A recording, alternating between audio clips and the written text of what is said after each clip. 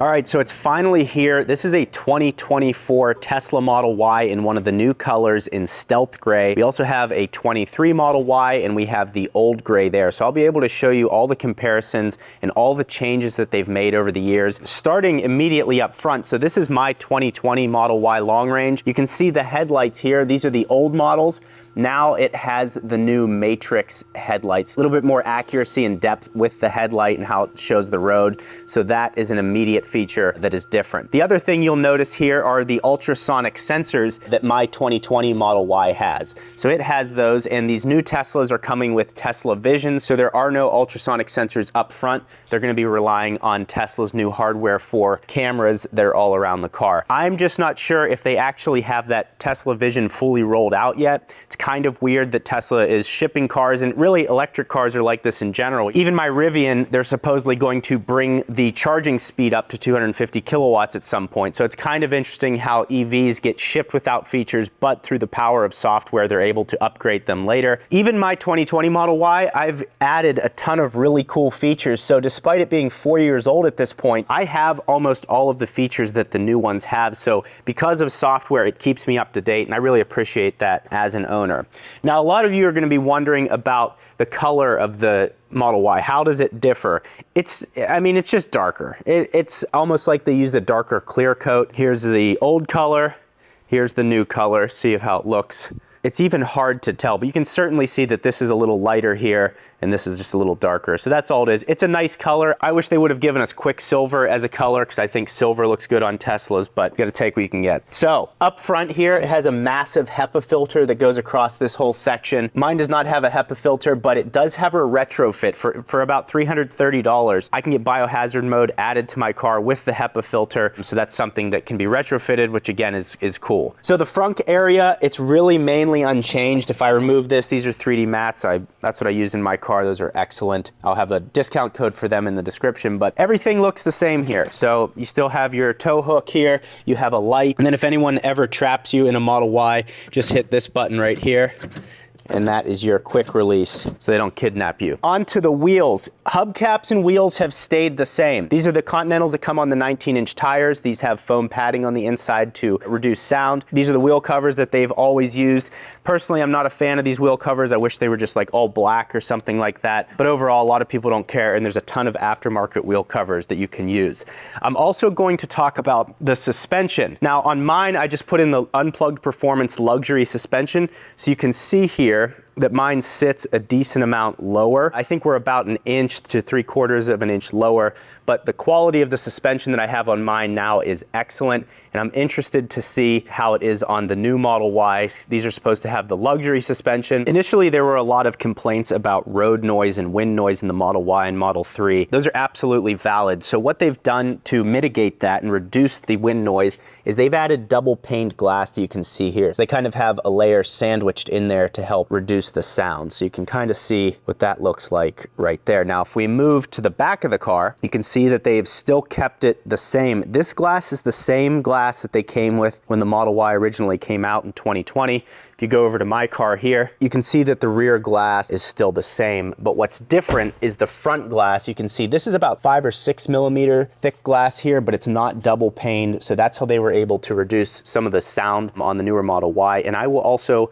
be doing a sound test with a decibel meter and driving this later in the video. I'm also at EV Access. If you guys want to rent this Tesla or any of the other EVs they have there, they will be linked in the description of this video. Also in the description of this video, I have a ton of links to cleaning supplies, accessories, all of companies I've worked with that make quality products. There's discount codes. The description of this video is very helpful if you own a Tesla or are looking to own a Tesla for possible accessories, so check all of that out. Another Tesla accessory you may want to consider is this matte carbon fiber spoiler from T-Parts. It fits better than the spoiler that Tesla actually sells themselves. You can see it. I've had it on my car for a while now.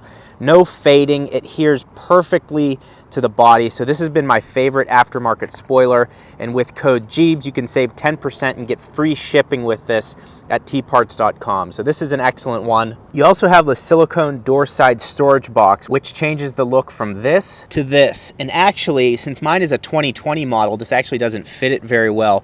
This Velcros for the newer models that have the carpeting on the inside of these door cards here. So it'll actually attach really well on those models and be adhered, and then give you some protection from the carpet, which can attract hair and dust and all that stuff. This is just a more durable rubberized look. Finally, you have these performance looking brushed titanium sport pedals that go from looking like this to this. So those are only 3 items offered on tparts.com. Again, I'll have it linked in the description, and code Gjeebs will save you 10% and free shipping over $100. T-Parts, thank you for sponsoring this video.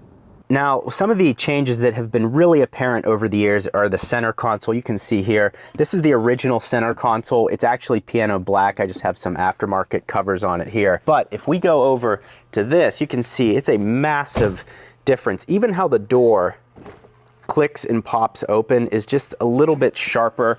Now, part of that could be because it's brand new, but everything feels just a little bit more premium. So you can see the center console here. You have this nice suede area to lay your phone. These are wireless chargers. You have this that presses back and locks in, and it's all lit down in there. So that's very nice. You have the cup holders here. That's been a change. And then this one has a clip. If you've seen in previous videos, some of these center consoles are actually magnetized. I think they're the ones from Austin, Texas. So when I click that down, it clips into place. But really no other major changes other than the center console there are very apparent. Still have shift stocks on the next Model Y, it won't. Still have this wood grain on the black cars. You also have suede liner here, and the door cards are carpeted down here. Again, things like this, little things like this, and adding carpet in the rear of the car, as well as having these trunk covers. This is all helping reduce the cabin noise in the car. You can see here, this is all carpet, all of that along there. If you go over to mine, this is all plastic. It's very loud and echoey in here. So all of this is helping dampen the sound in the rear of the car. You can see this is how my switches look. They are illuminated, and they just have slightly different drawings on them. So it still comes with the license plate, and then it has the J1772 adapter. So that's all good, comes with all of that. No changes to the sub compartment. I did notice a minor change here. This is a 2020. You can see it's rounded off here, but then the notch over here is more of an angle. So just another minor difference. And also the way that the trunk, when you hit the button to make it go up, it's very immediate and smooth, so I really like that. Also, a quick tip for anyone that is buying a new Tesla, you can see how high up that trunk goes, and you can see mine actually goes lower. The reason for that is because you're able to set it by holding this button in. So if I want this to be the max height that it goes to, all I do is hold this in, and you can hear that audible ding, and now this is the max height set. So I'll show you that right now. So I'll click that, and then we'll open it, and it stops right there. So just so you know, that works on the Model 3 and Model Y. The other thing, and not that this really matters, but it's just attention to detail, and that is the welds. You can see here, this is kind of sloppy. I know that it's dirty as well, but it's yellowed. If you go over to here, look how much cleaner that is. The welds are way better on various parts of the car. So just little quality updates that, you know, it really doesn't make a difference to you as a driver, but it's just nice to see that they're cleaning the car up as a whole. Another update that they've made here is it has the AMD Ryzen chip. This happened in sometime in 22, but if you're buying a used Tesla, just go into software and then additional vehicle information, and from there you'll be able to see if this has the Ryzen chip. Personally, I tested it before. Where you're able to see this making a difference is possibly in gaming, or if you're pulling up old video clips from the dash cam, that's where it's a lot nicer. But it also has hardware 4, so we're looking at the dash cams right now, and you can see the color overall, much higher quality cameras and resolution, so this will be good for security footage and just when you're using the cameras in general. You can also see here the new 12-volt system. It's actually a 16-volt lithium-ion battery there, so very different setup from how they originally had it, and this is on a Model 3. So here's what I was talking about with the center console here. This is the magnetic one. So you open it up, there's just the 2 magnets there, and there's no clip in the middle.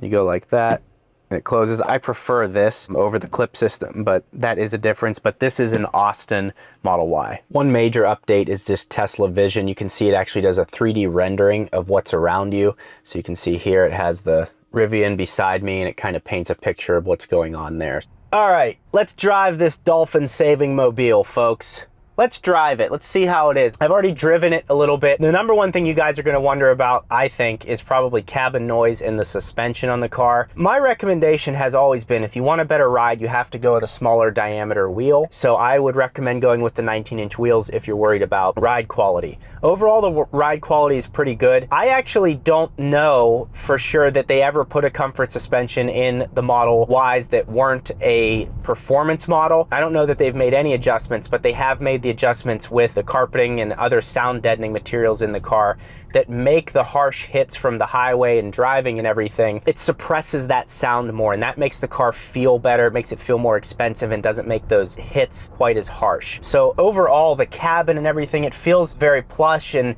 this car, the Model Y, is such an incredible value at $48,000 for the long range model, which I think is the one to get. The difference also on the standard range model, it's rear wheel drive, and this is all wheel drive. It also has a max charging speed of 170 kilowatts. This goes up to 250 kilowatts, and that's an LFP battery that you can charge up to 100%.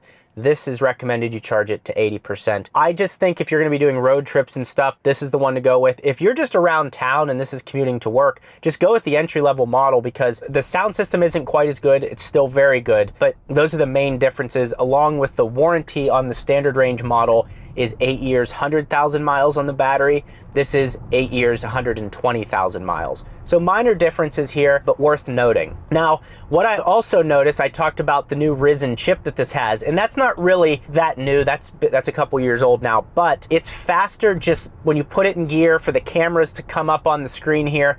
It's just more immediate. Everything is smooth, whereas on my 2020 model, there's a little bit of a lag, a little bit of a glitch there, and this is just excellent. Everything about this screen, the camera quality with hardware 4, I don't know how much that GoPro is going to pick it up, but just the quality and depth of the cars that you can see around you here is very, very good. And this all works seamlessly. And over the 4 years that I've owned my Model Y, I've not had any major issues with this shutting off or glitching. Really, the main thing is if I go to put it in reverse, there'll be sometimes a lag. So occasionally I've put it in reverse and waited a second because that's the last time you need a camera to lag, is when you're backing up, making sure you don't hit anything. You lag right into some old lady at Walmart, you know? We don't need that. Overall, the cabin is great. The build quality seems to be getting better and better. I think Tesla charges too much for their paint colors. I don't think they're that exciting. They're charging a premium of what like Mercedes and even Porsche or Porsche, whichever you like. We serve both here, but they're charging a premium for very basic colors. To pay $1,000 for a white and not having a free white, that's kind of crazy to me. So I think that's something they need to improve on. The other thing Tesla did is this has 310 miles of range. Before they were advertising, a few months ago, they were advertising this at 330 miles of range. And I've always had an issue not getting advertised range because the EPA estimate is based on 45% city driving and 55% highway driving. So you're not going to get your estimated range on going 70, 80 miles an hour. But it was very far off. There's new EPA standards in effect, and that's why Tesla has rolled their ranges back. I'm happy they've done that because that sets a better expectation. Tesla is the leader in EVs, and that was the one area where I'm like, every other EV I drive is getting its advertised range or significantly exceeding it. Tesla should be doing the same. So they've rolled that back. I'll be doing more testing on that in the future, but they have made those adjustments. Let this lady go. Go ahead, ma'am. Go ahead. So that's that. Let's have a drink. I reached out to Celsius for a sponsorship, by the way, and I remember what they said. They were like, yeah, we'd like to have you as part of our I don't know what I never followed up. But anyways, I don't think energy drinks are good for you, but everything in moderation, right? 1 or 2 a month. I think that's good. Really, the best thing you can do is like exercise, and then you'll be energized all day. Yeah, baby, go. Where you going? She's going to the strip clubs where she's going. Look at her driving that thing, that X3. Strippers drive X3s, I feel like. Could be wrong, but... So I'm really happy Tesla did that. The next thing we need to do here is a sound test. Oh my God, that guy's gonna kill me. What the... So we are going to go 70 miles per hour. We're on cruise control 70, and let's see what happens.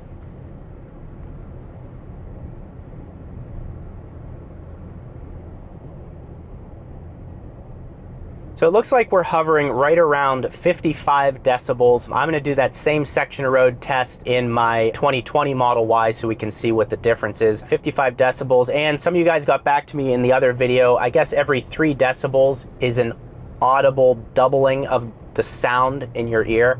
I'm probably still saying that wrong, but anyways, I think you guys get the idea. It's not linear, it's algorithmic. That's also could be wrong. Those words are way too big for me. I need to dial it back, okay? All right, from the Warner sign, boom. Let's get up to 70.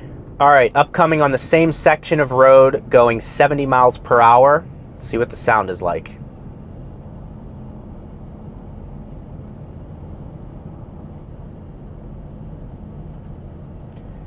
So I'm seeing here about 57 decibels consistently. It's like 50, 56 to 58 is what I was seeing consistently. So there's a measurable difference in sound between the two cars. Both have 19-inch wheels on them. This just has a different tire on it, the Salem EV tire, which I think is great. I'll have that linked in the description. That tire is a EV specific tire, but it's on the, how do I say, it's not a bargain, but it's not a top tier priced tire, but it is EV specific. I like it if you're trying to save some money.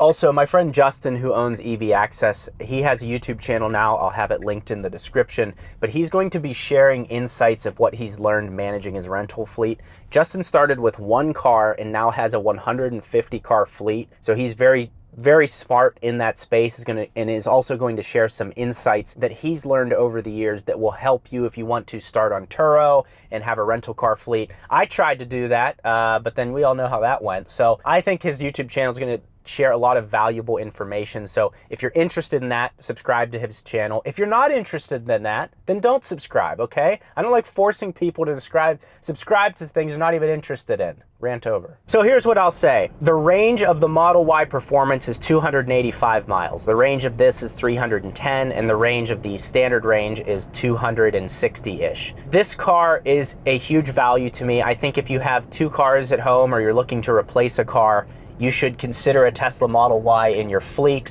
because the charging network is excellent.